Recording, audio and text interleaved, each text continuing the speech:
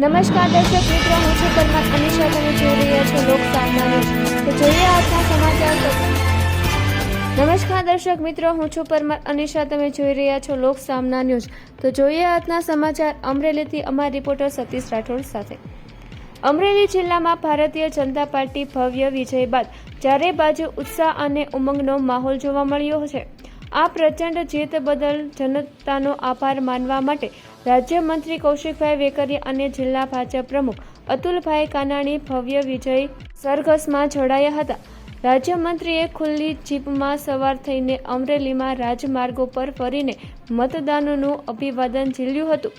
વિજયના આ અવસરે હજારોની સંખ્યામાં ઉમટી પડેલા ભાજપના કાર્યકરોમાં અનેરો આનંદ જોવા મળ્યો હતો.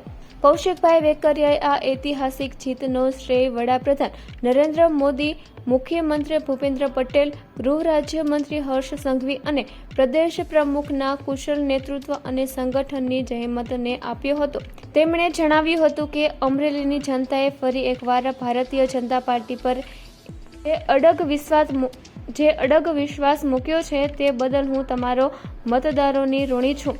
આ વિજય સરઘસમાં જીતના ગુલાલ અને આતિશબાજી વચ્ચે સમગ્ર અમરેલી શહેર કેસરિયા રંગે રંગાયું હતું અને કમલની આ જીતને હજારો કાર્યકર્તાઓએ હર્ષ ઉલ્લાસ સાથે વધાવી લીધી હતી. તો ફરી મળીશું એક નવા સમાચાર સાથે. ત્યાં સુધી જોતા રહો લોક સામના ન્યૂઝ.